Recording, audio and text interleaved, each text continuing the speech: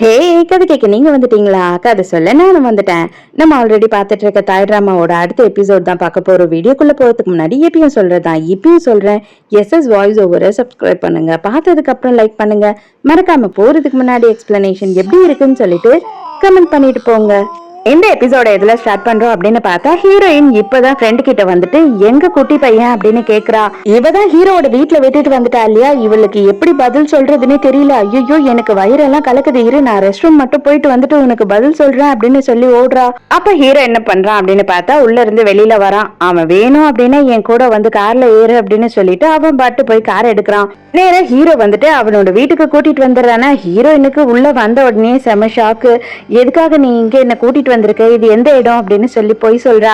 இங்கதான் நம்மளோட பையன் இருக்கான் வா அப்படின்னு சொல்லி கூப்பிடுறான். ஹீரோயினும் உள்ள போய் ஃபுல்லா வீடு பூரா தேடிட்டு வரா. எங்க அவன் அப்படின்னு கேட்கும் போது, இந்த இடத்த இப்பதான் ஃபர்ஸ்ட் டைம் பார்த்த மாதிரி கேட்டா, ஆனா கரெக்டா ஒரு ஒரு ரூமும் எங்க இருக்கு அப்படின்னு சொல்லி அழகா தேடி போய் பார்த்துட்டு வந்தியே, அது எப்படி அப்படின்னு கேக்குறான்.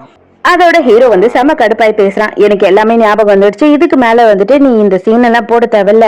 நீ யாருன்னு எனக்கு தெரியும், எங்க அப்பா யாருன்னு எனக்கு தெரியும். அது மட்டும் இல்லாம உங்க அக்கா யாரு, அவ என்ன பண்ணா அப்படின்றதும் எனக்கு நல்லாவே ஞாபகம் இருக்கு. இதை விடவும் எனக்கு எது தெரியுமா ரொம்ப ஆத்திரமா இருக்கு, இத்தனை வருஷமா வந்து என்னோட பிள்ளைய என்ன அப்பான்னு கூப்பிட விடாம பண்ணிட்டல. அது மட்டும் இல்லாம என் பிள்ளைய எனக்கே அடையாளம் தெரியாத மாதிரி பண்ணிட்ட. இதுக்கெல்லாம் நான் உன்னை சும்மாவே விட மாட்டேன். இனிமே என் பையன் எங்கேயுமே போக கூடாது, அவன் இங்கதான் இருக்கணும். அவனுக்காக நீயும் இங்கதான் இருக்கணும், உனக்கு வேற வழியே இல்ல. அதை மீறி நீ போவ அப்படின்னு சொன்னீனா கண்டிப்பா தேடி புடிச்சு உங்க அக்கா எங்க இருந்தாலும் அவளை கொன்னுடுவேன் அப்படின்னு சொல்றான். ஹீரோயின் அதுக்கு என்னால இங்க இருக்க முடியாது அப்படின்னு சொல்றா. அப்ப கண்டிப்பா நீ இங்க இருக்க முடியாது அப்படின்னு சொல்றேன்னா, இன்னைக்கே உன் பையன் கிட்ட வந்துட்டு எல்லா உண்மையும் சொல்லிடுவேன். நான் தான் உங்க அப்பா, இது எல்லாத்தையும் உங்க அம்மா மறைச்சிட்டா, என்ன அங்கிள்னு கூப்பிட வச்சுட்டா அப்படின்னு நான் இன்னைக்கே சொன்னேன் அப்படின்னா கண்டிப்பா அவன் உடனே உன்னை வெறுத்துருவான் அப்படின்னு சொல்றான். அப்ப குட்டி பையன் அங்க ஓடி வரான். இப்ப ஆக்சுவலா ஹீரோ வந்து இது வரையில இந்த பையன் கிட்ட அப்பா நான் தான் அப்படின்னு சொல்லல. இவன் என்ன சொல்றான் அப்படின்னா, ட்ரை அங்கிள் வந்து இதுக்கு அப்புறமா நம்ம ரெண்டு பேரும் இங்கேயே தங்கிக்கலாம்னு சொல்லிட்டாரு. எனக்கு இந்த வீடு ரொம்ப பிடிச்சிருக்குமா, நம்ம இங்கேயே இருக்கலாம் அப்படின்னு சொல்றான். இப்ப ஹீரோயினுக்கு வேற வழி இல்ல. ஹீரோ வந்து ராஜுக்கு போன் பண்றான். என்ன ஆயிருக்கு அப்படின்னு பார்த்தா, இவன் வந்து ஹீரோ ஊருக்கு போயிருந்தான்ல ஆன்டி கிட்ட பேசுறதுக்கு. அப்ப அவனோட போன் தொலைஞ்சு போயிடுச்சான். அதனால இதுதான் என்னோட புது நம்பர், எதுனா ஹெல்ப் வேணும் அப்படின்னு எனக்கு உடனே கால் பண்ணி நீ கேளு, தயவு செஞ்சு கொஞ்சம் பின்ன பாத்துக்கோ அப்படின்னு சொல்லி இவன் ராஜு கிட்ட சொல்லிட்டு இருக்கான். ஹீரோயின் கிட்ட வேலைக்கார லேடி என்ன கேக்குறாங்க அப்படின்னு பார்த்தா, என்னதான் நடக்குது உங்களோட லைஃப்ல, எனக்கு ஒண்ணுமே புரியல. அவன் எதுக்காக வந்து ட்ரைன பேர் சொல்லி கூப்பிட்டு இருக்காங்க எல்லாரும், ஏன் தான் இப்படி இருக்கு அப்படின்னு சொல்லி அவங்க ரொம்ப ஃபீல் பண்ணி அழுதுகிட்டு இருக்காங்க. நைட்டுக்கு ஹீரோ என்ன பண்றான் அப்படின்னு பார்த்தா, அவனோட ரூம்ல குட்டி பையனை தூங்க வைக்கிறான். அது மட்டும் இல்லாம கதையெல்லாம் சொல்லிக்கிட்டு இருக்கான். அப்ப இவன் என்ன சொல்றான் அப்படின்னா, எனக்கு ஒரு பெரிய டவுட், எங்க அம்மா வந்துட்டு உங்க கூட சேரவே கூடாதுன்னு சொன்னாங்க, ஆனா எப்படி இங்க தங்குறதுக்கு ஒத்துக்கிட்டாங்க, எனக்கு ஒண்ணுமே புரியல அப்படின்னு சொல்றான். எனக்கும் உங்க மம்மிக்கும் வந்துட்டு பயங்கர சண்டை இருந்ததா, இப்ப வந்து நாங்க பேசி சமாதானம் ஆயிட்டோம். ஏன்னா நாங்க பெரியவங்க இல்லையா, அதனால எங்களோட பிரச்சனையை நாங்க சால்வ் பண்ணிட்டோம். அதனாலதான் வந்து உங்க மம்மி இங்க தங்குறதுக்கு ஒத்துக்கிட்டாங்க அப்படின்னு ஹீரோ சொல்றான். குழந்தை தூங்கின உடனே ஹீரோயினோட ரூம்க்கு ஹீரோ வரான். வந்த உடனே எப்பயாவது உனக்கு புரியுதா, கர்மா அப்படின்றது உண்மைதான். நீ என்னதான் என் பிள்ளைய வந்து என்கிட்ட இருந்து பிரிக்கணும் அப்படின்னு நினைச்சினாலும் அவன் என்கிட்ட வந்துருவான் அப்படின்னு சொல்லும் போது, இதை பார், நான் பிரிக்கணும்லாம் நினைக்கல. நீ கூங்க வந்துட்டு காயப்படுத்தாம இருந்திருந்தேன்னா கண்டிப்பா நான் வந்துட்டு அங்க இருந்து ஓடியே போயிருக்க மாட்டேன். நீ அவளை பார்த்த உடனே கொல்ற மூட்ல இருந்த, நான் என்ன பண்றது, உன்னை கொலைகாரன் ஆக்கி உங்க அப்பா ஒரு கொலைகாரன், உன்னோட சொந்த ஆன்டியே கொன்னுட்டு ஜெயில இருக்காரு அப்படின்னு சொல்றதுக்கு அப்பா இல்ல அப்படின்னு சொல்றதுதான் எனக்கு பெட்டரா தோணுச்சு. அதனாலதான் நான் அதை பண்ணேன் அப்படின்னு சொல்லும் போது ஹீரோக்கு கோவம் வந்துடுது. உங்க அக்கா தாண்டி எல்லாத்தையும் ஆரம்பிச்சா, நான் எதையுமே பண்ணல அப்படின்னு சொல்லி கத்துறான். இத பாரு, இது எல்லாத்தையும் விடு, இது எல்லாத்தையும் மறந்துடு, நான் எல்லாத்தையும் மறந்துட்டு உன்னை மன்னிக்க தயாரா இருக்கேன், உங்க அக்காவையும் மன்னிக்க தயாரா இருக்கேன். ஆனா நான் சொல்றது எல்லாத்தையும் நீ செய்யணும். எனக்கு ஒய்ஃபா நீ இருக்கணும் அப்படின்னும் போது, உனக்கு ஆல்ரெடி ஒரு ஒய்ஃப் இருக்காங்க, அவங்களோட ஞாபகம் இல்லையா உனக்கு அப்படின்னு சொல்லி கேக்குறா. பரவாயில்ல விடு, பெண்ணா இருந்தா என்ன நீயா இருந்தா என்ன, எனக்கு ரெண்டு பேரும் ஒண்ணுதான், அதனால ஒன்றும் பிரச்சனையும் இல்லை, நீங்க ரெண்டு பேரும் என் ஒய்ஃபா இருந்துக்கோங்க அப்படின்னு சொல்றான்னா ஹீரோயினுக்கு செம்ம ஆத்திரம் வந்துடுது.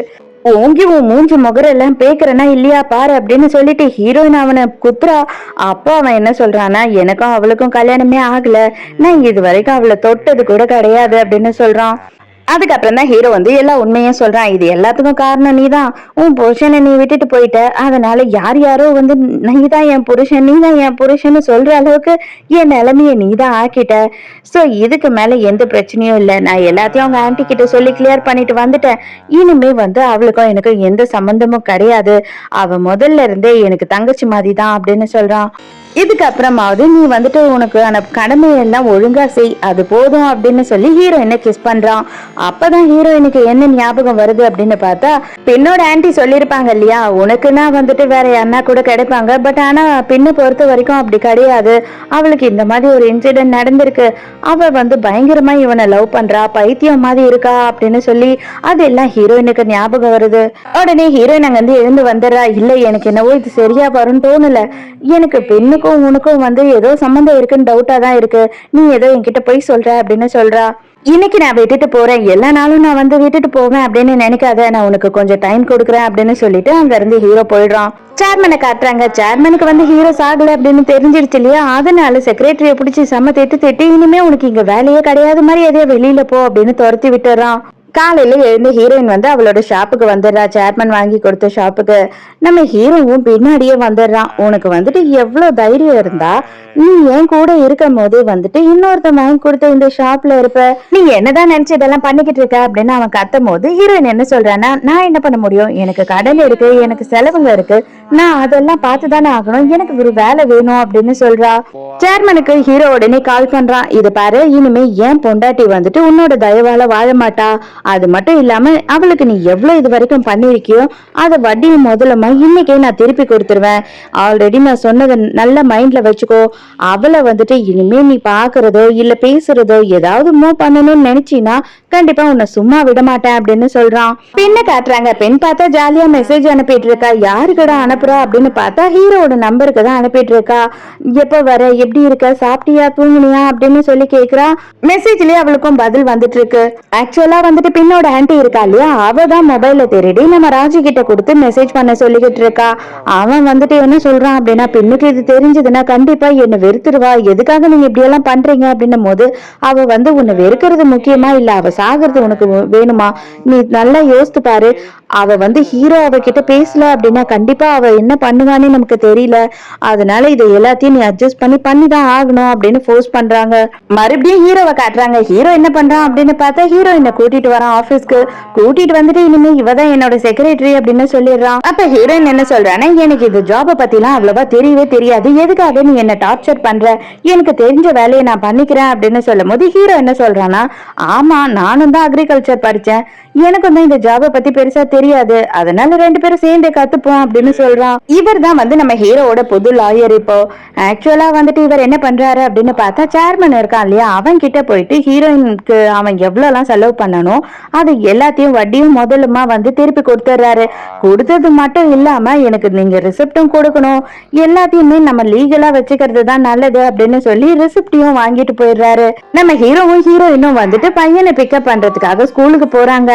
அங்க வந்துட்டு ஹீரோவை பார்த்த உடனே குட்டி பையன் என்ன கேக்குறானா, இது வரைக்கும் என் ஃப்ரெண்ட்ஸுக்கு என் அப்பாவை இன்ட்ரடியூஸ் பண்ணதே இல்ல, நான் இன்னைக்கு மட்டும் உங்களை அப்பான்னு சொல்லி இன்ட்ரடியூஸ் பண்ணவா அப்படின்னு கேக்குறான். அதுக்கப்புறம் அவனும் என்ன பண்றானா ஓகேன்னு சொன்ன உடனே ஃப்ரெண்ட்ஸ் எல்லாம் கூப்பிட்டு இதுதான் என் அப்பா அப்படின்னு ஹீரோவை இன்ட்ரடியூஸ் பண்ணி வைக்கிறான். ஹீரோவும் குட்டி பையனும் செம்ம ஜாலியா விளையாடுறாங்களா, அதெல்லாம் பார்க்கும்போது ஹீரோயினுக்கு பயங்கர சந்தோஷமா இருக்கு. அதோட நைட் ஆகுது. ஹீரோ வந்துட்டு நம்ம 3 பேரும் சேர்ந்து ஒரே ரூம்ல தூங்கலாம் அப்படின்னு சொல்றான். குட்டி பையன் சாச்சா பொண்ணுங்க கூட எல்லாம் பாய்ஸ் தூங்கவே கூடாது, வா வா வெளியில போய் நம்ம பக்கத்து ரூம்ல தூங்கலாம் அப்படின்னு கூட்டிட்டு போயிடுறான். எல்லாம் நல்லா போயிட்டு இருக்கே அப்படின்னு யோசிக்க கூடாது. இப்பதான் கோங்கு காட்டுறாங்க. கோங்கு வந்துட்டு ஏதோ போலீஸ்ல மாட்டிருக்கா. அவ வந்து சேர்மனுக்கு கால் பண்ண உடனே சேர்மன் வந்துட்டு அவளை ஜாமீன்ல எடுத்துட்டு போறான். இவன் அவளை வீட்டுக்கு கூட்டிட்டு போன உடனே வந்து ஹீரோயினுக்கும் போன் பண்ணி சொல்லிடுறான். அவளுமே அங்க வேக வேகமா வரா. அதுக்கப்புறம் தான் தெரியுது என்ன ஆயிருக்கு அப்படின்னு பார்த்தா, இவ வந்து இல்லீகலா தாய்லாந்து பார்டரை கிராஸ் பண்ண ட்ரை பண்ணிருக்கா. அப்ப போலீஸ் பிடிச்சிருக்காங்க. அப்பதான் இவன் போய் காப்பாத்தி கூட்டிட்டு வந்திருக்கான். அதுக்கப்புறம் ஹீரோயின் என்ன சொல்றான்னா, ரொம்ப தேங்க்ஸ், இதுக்கு மேல நான் பாத்துக்கிறேன் அப்படின்னு சொல்றா. இவங்க 2 பேருமே ஏதோ சைகை பண்ணிக்கிறாங்க, ஏதோ பிளான் பண்றாங்க போல. ஹீரோயின் என்ன யோசிக்கிறா அப்படின்னு பார்த்தா இவளை கூட்டிட்டு போய் எப்படியாவது ஹீரோ கிட்ட சாரி சொல்ல வைக்கணும், அது மட்டும் இல்லாம என்ன நடந்ததுன்னு புரிய வைக்கணும் அப்படின்னு நினைக்கிறா. ஆனா அதே நேரத்துக்கு கூங்கு என்ன சொல்றானா, இல்ல இல்ல எனக்கு பயமா இருக்கு, நான் சேர்மனோட வீட்லயே தங்கிக்கிறேன் அப்படின்னு சொல்றா.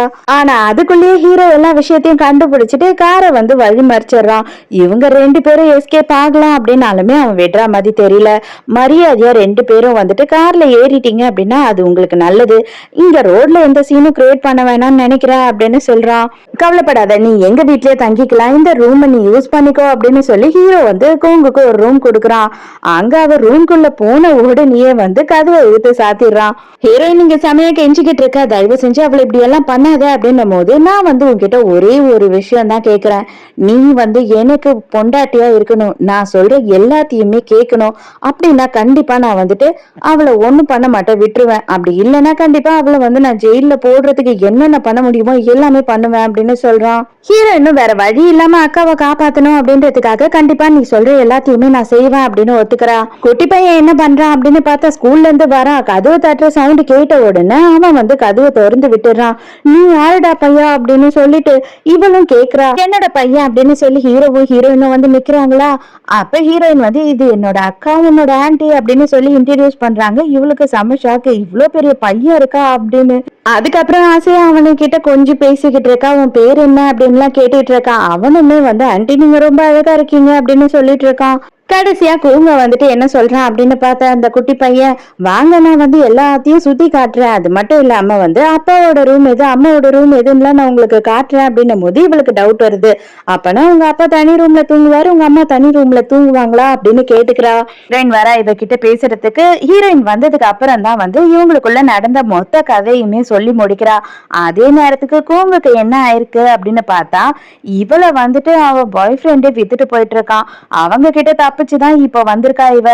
நைட்டு ஹீரோ என்ன பண்றான் அப்படின்னு பார்த்தா, எனக்கு இந்த ஷர்ட்டை வந்து ஃபிட்டிங் பண்ணி கொடு அப்படின்னு சொல்லி கேக்குறான். அவளுமே பண்ணி கொடுக்குறா. என்ன நீ பண்ணா போட்டு விட மாட்டியா அப்படின்னு சொல்லி டீஸ் பண்ணிட்டு இருக்கான். எல்லாத்துக்குமே வந்துட்டு அக்காவை நடு ரோட்டுக்கு காமிச்சிருவேன் அப்படின்னு சொல்லி சொல்லி பயமுறுத்தியே ஹீரோயினை பண்ண வைக்கிறான். ஒழுங்கு மரியாதையா வந்து முதுகெல்லாம் மசாஜ் பண்ணி விடு அப்படின்னு சொல்றானா. இவளுமே வந்து பண்றா. ஆனா என்ன பண்றா அப்படின்னு பார்த்தா, இவனுக்கு வேணும்னே வலிக்கிற மாதிரி போட்டு அவனை அடின்னு அடிக்கிறா. இவனும் ஐயோ எம்மான்னு பயங்கரமா கத்திக்கிட்டு இருக்கான். கோபத்துல உடனே ஹீரோவும் வந்து இவளை புடிச்சு டார்ச்சர் பண்ண ஆரம்பிக்கிறான்னா அவ்வளவுதான், இவங்க 2 பேருமே பயங்கரமா சத்தம் போடுறாங்க. இதை எல்லாத்தையுமே கூங் வெளியில நின்னு கேக்குறா. என்னது இது, இவங்க 2 பேரும் தனி ரூம்ல தானே தூங்குனாங்க அப்படின்னு சொல்லிட்டு அந்த குட்டி பையன் சொன்னா. இங்க என்ன நடக்குது அப்படின்னு அவளுக்கு பயங்கர கடுப்பாயிடுது. ஹீரோயின் எப்படியே ஹீரோவை திட்டி ரூமை விட்டு வெளியில அனுப்பிடுறா. அதுக்கப்புறமா வந்து பயங்கரமா ஃபீல் பண்ணிக்கிட்டு இருக்கா. இவளுக்கு என்ன தோணுது அப்படின்னு பார்த்தா, இவனை தவிர வேற யாராலையும் பெண்ணுக்கு வந்து வாழ்க்கை கொடுக்க முடியாது அப்படின்ற மாதிரி இவ ஃபீல் பண்ணிட்டு இருக்கா. அதோட மறுநாள் காலையில காட்டுறாங்க. குங் என்ன பண்றா அப்படின்னு பார்த்தா, ஹீரோ கிட்ட போயிட்டு அவங்க அப்பாவை நான் கொலை பண்ணல, கண்டிப்பா வந்து சொல்றேன், சத்தியமா எனக்கும் இதுக்கும் எந்த சம்பந்தமும் இல்ல, நான் வந்து காசை எடுத்துட்டு போனேன் அவ்வளவுதான் அப்படின்னு சொல்றா. இப்போதைக்கு என் பையனுக்காக நான் வந்துட்டு இது எல்லாத்தையுமே மறக்கிறதுக்கு ரெடியா இருக்கேன். ஆனா நான் ஒண்ணு மட்டும் உங்களை வார்ன் பண்றேன், அந்த சேர்மன் கிட்ட வந்து உனக்கும் எந்த சம்பந்தமுமே இருக்கவே கூடாது அப்படின்னு சொல்றான். அப்படியே என்ன பண்றா அப்படின்னு பார்த்தா, உண்மையாவே ரொம்ப ஃபீல் பண்ற மாதிரி ஹீரோ கிட்ட போயிட்டு மன்னிப்பெல்லாம் கேட்டு பயங்கரமா வந்து ஃபீல் பண்ணிக்கிட்டு இருக்கா. இவனுக்கு இதை நம்புறதா இல்ல வேண்டாமான்னு தெரியல. ஹீரோ என்ன பண்றான் பார்த்தா, ஹீரோயினோட பழைய மொபைலை புடுங்கிக்கிட்டு புது மொபைல் கொடுக்குறான். இதுல வேற நம்பர் இருக்கு, இதுக்கு அப்புறமா வந்துட்டு பழைய நம்பர் நீ யூஸ் பண்ணவே கூடாது, அதுலயும் அந்த சேர்மன் கிட்ட பேசவே கூடாது, கனவுல கூட நினைச்சு பாத்துறாது அப்படின்னு சொல்றான். ஈவினிங் கோங்க என்ன பண்றா அப்படின்னு பார்த்தா, காரை எடுத்துட்டு போயிட்டு குட்டி பையனை ஸ்கூல்ல இருந்து பிக்கப் பண்றா. நேரா வீட்டுக்கு போகாம ஷாப்பிங் மாலுக்கு போறா. குட்டி பையன் தூங்குறான் அப்படின்னு சொல்லிட்டு கார்லயே வச்சுட்டு அவனை லாக் பண்ணிட்டு அங்க இருந்து அவ ஷாப்பிங்க்கு போயிடுறா. இவன் தூக்கத்துல இருந்து எழுந்து இவனுக்கு வந்துட்டு பயந்து போய் மூச்சை அடைச்சிடுது. அவனுக்கு கதவு திறக்கவும் தெரியல பாவம். அவன் வந்து ரொம்ப கஷ்டப்பட்டுட்டு ரொம்ப நேரம் கழிச்சு அப்படியே அங்க மயங்கி விழுந்துடுறான். இப்பதான் ஹீரோவும் ஹீரோயினும் கார்ல வீட்டுக்கு போயிட்டு இருக்காங்க. அப்ப வந்து எஃப்எம் ரேடியோல வந்து இந்த சூப்பர் மார்க்கெட்ல ஒரு குட்டி பையன் இந்த கார் நம்பர்ல மாட்டிக்கிட்டான் அப்படின்னும் போதுதான் இது நம்மளோட கார் நம்பர் ஆச்சு அப்படின்னு சொல்றான் ஹீரோ. அவ ஷாப்பிங் முடிச்சிட்டு வர்றதுக்குள்ளேயே ஹீரோவும் ஹீரோயினும் அந்த இடத்துக்கு வந்துடுறாங்க. வந்த உடனே கண்ணாடியை உடைச்சு குட்டி பையனை எப்படியோ காப்பாத்திடுறான். ஹாஸ்பிட்டலுக்கு எல்லாம் கூட்டிட்டு போயிட்டு வீட்டுக்கு வராங்க. குழந்தை வந்துட்டு பயந்துட்டான், வேற ஒண்ணும் இல்ல அப்படின்னு சொல்லி டாக்டர் அனுப்பிட்டாங்க. இப்பதான் ஹீரோயினோட ஃப்ரெண்ட் இங்க வரா. அவ புடிச்சு செம திட்டுறா. குழந்தைங்களை உங்களால ஒழுங்கா பாத்துக்க முடியாதா, எதுக்காக இப்படி இருக்கீங்க அப்படின்னு சொல்லி கத்தும் போது அதுக்கப்புறம் தான் வேலைக்காரங்க சொல்றாங்க, இவங்க பண்ணல, அது வந்துட்டு கூங்கு அப்படின்னும் போது கூங்கு அவ அப்படின்னு கேக்குறா. ஹீரோ சும்மாவே கொலவெறி அவன் குழந்தை வந்துட்டு இந்த அளவுக்கு கஷ்டப்பட்டுட்டான் அப்படின்ன உடனே இவன் பிடிச்சி செம்ம திட்டுறான். உனக்கு மூளைலாம் இருக்கா இல்லையா? குழந்தைய வந்துட்டு தூங்க வச்சுட்டு யாருன்னா ஷாப்பிங்க்கு போவாங்களா? அதுவும் இத்தனை மணி நேரம் அப்படின்னு சொல்லி கத்துறான். அவ்வளவுதான். அதே நேரத்துக்கு ஹீரோயினோட ஃப்ரெண்டு உண்டு இல்லைன்னு பண்ணிடுறா. போட்டு அடிக்காத குறைதான் அவளை. கொஞ்ச நேரத்திலேயே ரெண்டு பேரும் அடிச்சுக்கவே ஆரம்பிக்கிறாங்களா? எல்லாரும் சேர்ந்து தடுத்து நிறுத்துறாங்க. தயவு செஞ்சு சும்மா இருங்க, தயவு செஞ்சு எந்த பிரச்சனையும் பண்ணாதீங்க அப்படின்னு. ஆனா பையனே இப்பதான் மயக்கம் தெரிஞ்சு எழுந்து வரான். வந்த உடனே என் மேலதான் தப்பு, எனக்கு தான் கார் கதவை திறக்க தெரியல அப்படின்னு சொல்றான். மன்னிச்சிருங்க இந்த ஒரே ஒரு வாட்டி ஆன்டியா அப்படின்னு சொல்லும் போது இவளும் ரொம்ப ஃபீல் பண்றா. தயவு செஞ்சு என்ன மன்னிச்சிருப்பா, உண்மையா நான் வந்துட்டு எதிர்பார்க்கவே இல்லை, நீ கார் டோர் திறப்ப அப்படின்னு நினைச்சுதான் இந்த மாதிரி பண்ணிட்டேன் அப்படின்னு மன்னிப்பு கேட்கிறா. என்னோட ஃப்ரெண்டு கிளம்பும் போது என்ன சொல்றேன்னா, கடைசியா நான் உனக்கு ஒரே ஒரு விஷயம் மட்டும் சொல்லிக்க விரும்புறேன். உங்க அக்காவோட நடவடிக்கையே சரியில்லை, எனக்கு என்னவோ அவ மேல சந்தேகமா இருக்கு. தயவு செஞ்சு அவளை வீட்டை விட்டு அனுப்பல அப்படின்னா உனக்கு தான் பிரச்சனை அப்படின்னு சொல்லிட்டு கோவமா அங்க இருந்து போயிடுறா. கோவங்க காட்டுறாங்க, உட்காந்து தலைவாரிக்கிட்டு இருக்கா. இப்போ அவ என்ன யோசித்து பாக்குறா அப்படின்னு பார்த்தா, ஆக்சுவலா சேர்மன் என்ன சொல்லியிருக்கான் அப்படின்னா, உன்னதான் வந்து ஹீரோ லவ் பண்ணிக்கிட்டு இருக்கான், நீ இல்ல அப்படின்ற வெறுப்புல தான் அவளை பிடிச்சி டார்ச்சர் பண்ணிக்கிட்டு இருக்கான். அதனால நீ தான் இதை புரிஞ்சுக்கணும். எனக்கு வந்து பால் தேவை, உனக்கு வந்துட்டு ஹீரோ கிடைச்சான் அப்படின்னா உன்னோட லைஃப் செட்டில் தானே அப்படின்னு சொல்லி இவளோட மைண்டை வாஷ் பண்ணி வச்சுக்கிறான். சோ இப்ப இவளோட நினைப்பு என்ன அப்படின்னு பார்த்தா, ஹீரோ நம்ம கிடைக்காத விரக்தியில தான் வந்து தங்கச்சிக்காரியை இவ்வளவு டார்ச்சர் பண்ணிக்கிட்டு இருக்கான் போல. இப்ப மறுபடியும் எப்படியாவது அவனை கரெக்ட் பண்ணிடணும் அப்படின்னு சொல்லி இவ பிளான் பண்ண ஆரம்பிக்கிறா. இதோடயே இந்த எபிசோட் முடியுது. இந்த எபிசோட் உங்களுக்கு பிடிச்சிருந்ததா, என்னோட எக்ஸ்பிளனேஷன் பிடிச்சிருந்ததான்னு சொல்லிட்டு மறக்காம எனக்கு கமெண்ட்ல சொல்லுங்க. நாளைக்கும் மறக்காம கதை கேட்க வந்துருங்க. நானும் மறக்காம கதை சொல்ல வந்துடுறேன். பாய்.